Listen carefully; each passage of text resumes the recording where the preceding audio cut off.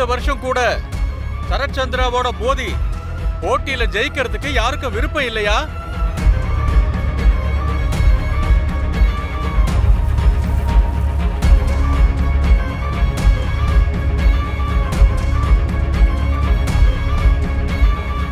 சரத்சந்திராவை வெற்றியாளரா அறிவிக்கிறதுக்கு முன்னாடி கடைசியா இன்னொரு வாட்டி கேட்கிறேன், வேற யாருமே இல்லையா? இப்ப அறிவிக்க போறேன்.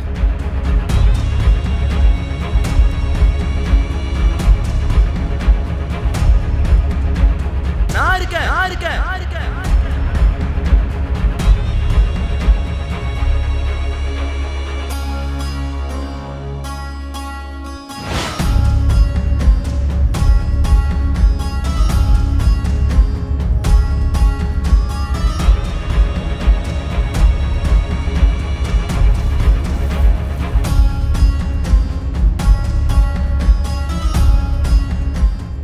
சித்தி, இன்னைக்கு மாமா கையால் அவன் செத்தான் சித்தி.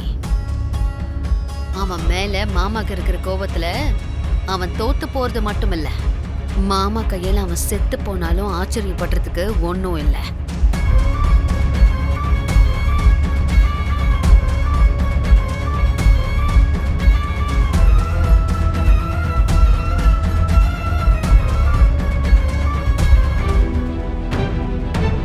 என் புருஷன் தோத்து போயிடுவாருன்னு நீ எப்படி நினைக்கிற? கம்பு சண்டையில என் மாமா தோத்ததே கிடையாது. உன் புருஷனை யாராலும் தோக்கடிக்க முடியாதுன்னு நீ நினைக்கலாம். ஆனா ஒண்ணு மட்டும் ஞாபகம் வச்சுக்கோமா, ககன் பிடிவாதக்காரன்.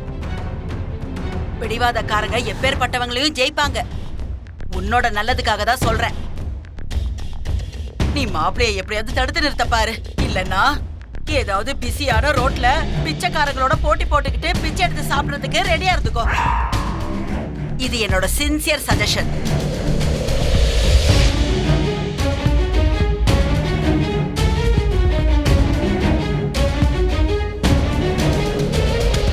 என்னது?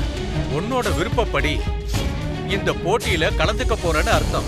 இந்த போட்டியில ஏதாவது ஆபத்து நேர்ந்தாலோ இல்ல உயிருக்கே ஆபத்து வந்தாலோ அதுக்கும் எங்க கமிட்டிக்கும் எந்தவித சம்பந்தமும் இல்லைன்னு எழுதி இருக்கிற அக்ரிமெண்ட் தான் இது. இந்த ஒப்பந்தத்துல கையெழுத்து போட்டுட்டு பணத்தை கட்டினாதான் இந்த போட்டியில நீங்க கலந்துக்க முடியும்.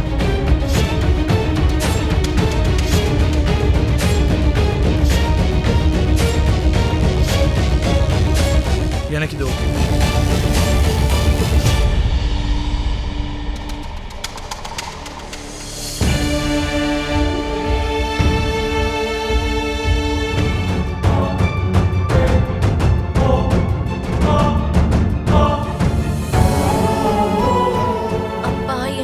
ரெண்டு பேர்ல ஒருத்தர் கூட இதுல தோத்து போக கூடாதுன்னு வேண்டிக்கிட்டேன்.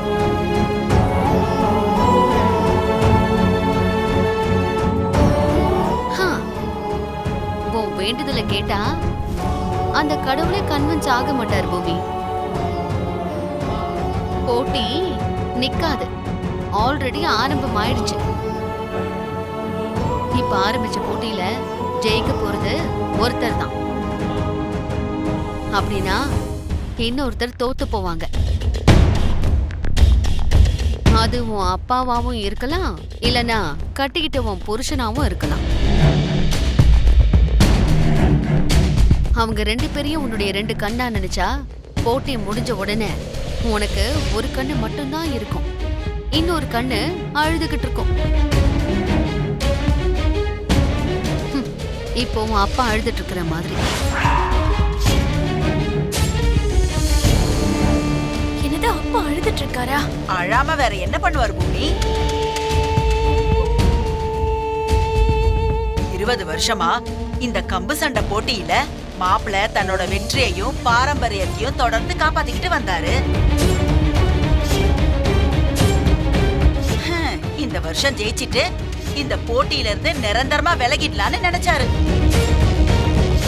இந்த மாதிரி டைம்ல உன் புருஷன் அவர் முன்னாடி போய் நின்னா தோத்து போயிடுவோங்கிற பயத்துல கண்ணீர் வராம வேற என்ன பண்ணும்? போதும் சித்தி, போதும், நிறுத்து. இதுக்கு மேல நீ எதுவும் சொல்லாத. மாமா பூமி கிட்ட பேச சொன்னாரு, நம்ம பேசிட்டோம், அவ்வளவுதான். அதேதாமா, அதை தாண்டி நான் எதுவும் சொல்லலல்ல. நான் எதுவும் சொல்லவும் மாட்டேன். சரி வா. ம் ஒரு நிமிஷம் நில்லுங்க ப்ளீஸ். அப்பா என்கிட்ட என்ன பேசணும்னு சொன்னாரு அத சொல்லுங்க. எனக்கு பிடிக்கலதான், இருந்தாலும் பேச சொன்னாரு. ஆமா, அத பத்தி நான் பேச விரும்பல. பேச முடியாதுன்னு என் புருஷன் கிட்ட சொல்ல முடியாம உன்கிட்ட வந்து இப்படி பேச வேண்டியதா இருக்கு. அப்பா என்கிட்ட என்ன பேசணும்னு நினைச்சாரு?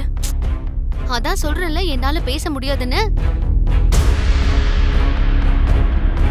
பேசக்கூடாதுன்னு சொல்றத நீ எப்படி பேசுவேன்னு நினைக்கிற? நீ வா சித்தி போலாம். நில்லுங்க. அப்பா என்கிட்ட என்னதான் பேசணும்னு நினைச்சாரு அதை என்கிட்ட மறைக்காதீங்க. அப்பா மேல சத்தியமா சொல்லிதான் ஆகணும். ஐயோ.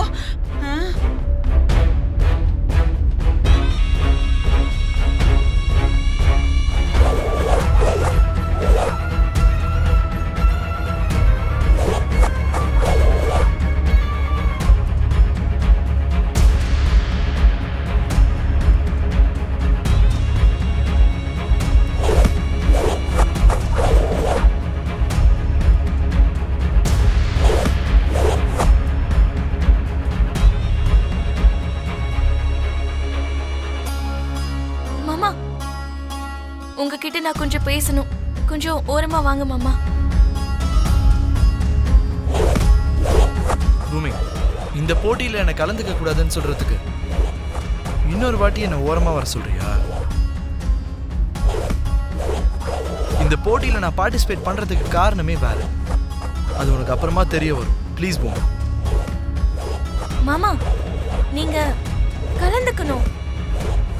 மாமா, அத பத்தி பேசுறதுக்காக தான் நான் உங்களை கூப்பிடுறேன். மாமா, நீங்க என் கூட வாங்க. வாங்க மாமா, சொல்றேன். வாங்க.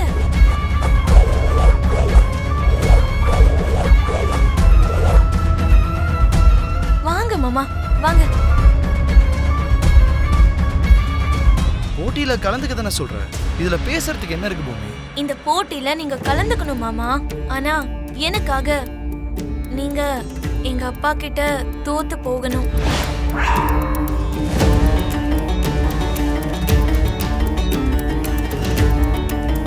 இங்க பாரு, கட்டிக்கிட்ட பொண்டாட்டினா தான் புருஷன் எல்லாத்துலயுமே ஜெயிக்கணும்னு தான் நினைப்பான்.